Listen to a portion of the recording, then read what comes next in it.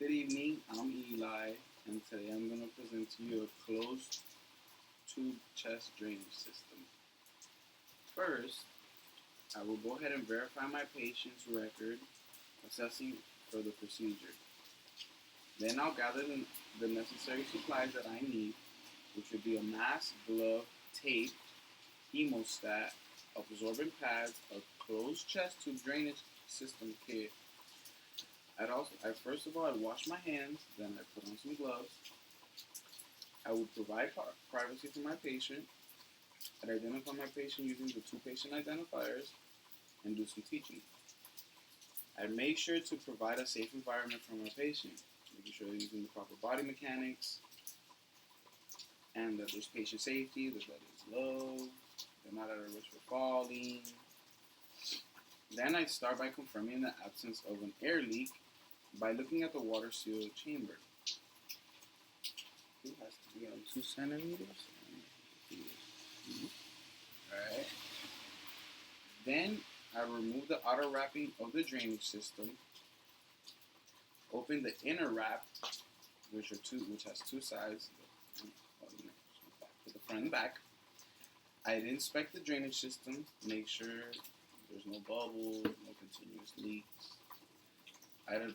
I'd obtain a pre-filled syringe at the back of the drainage system and instill fluid into the water seal chamber to 2 centimeter mark, which I showed you earlier.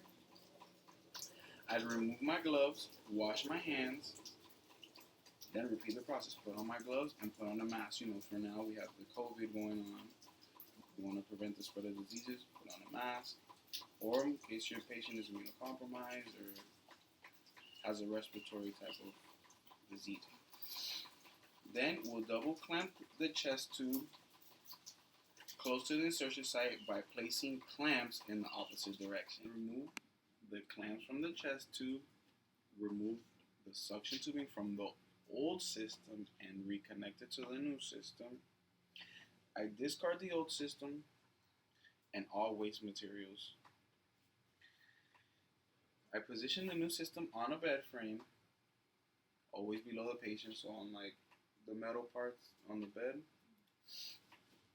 Assess the system to ensure proper functioning. I'd adjust the suction source to generate gentle bubbling. I'd assess the patient and ensure comfort, make sure they're feeling well.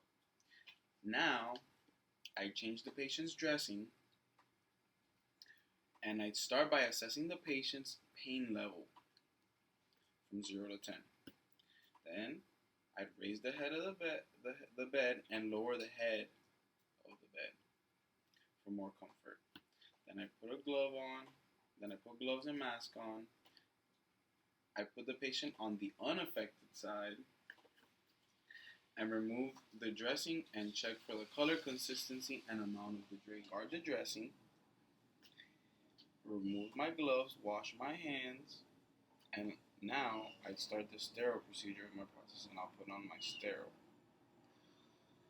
Making sure that I don't give my back to my field, and it has to be right here at my waistline, always in my hands. Then I will clean around the side with antiseptic. Then I place the sterile gauze around the site. Then take the drainage pads and put them across the chest tube. I place the tape so that it sticks to the chest wall. I'd assess the patient and discard the waste. Now for what I would document. In the patient's chart, I'll make sure to put the informed consent, and I'll also write in the notes that I received the informed consent. I put the date and time of the chest tube drainage change. I document the size of the tube, the reason why he needed the insertion, or her, the breath sounds, the respiratory rate, the oxygenation, how it was before the dressing tube changes and after the dressing tube changes. I'd write the vital signs. Then I document the amount of drainage coming out of the system. I would document the dressing site, make sure there's no pus or an infection.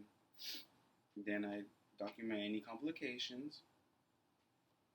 For the chest tube, I document any status of the insertion site, like if there's some leaking or if the tube came out.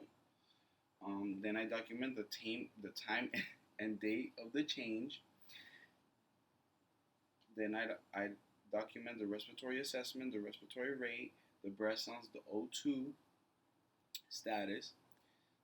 Then I document the amount of chest tube output, what's come out of the chest tube drainage. Then I document the functioning of the drainage system. Is it functioning properly? Is there a problem with it? Is there a kink? Is it functioning well? Then I document the pain level of the patient before and after the chest tube drainage change.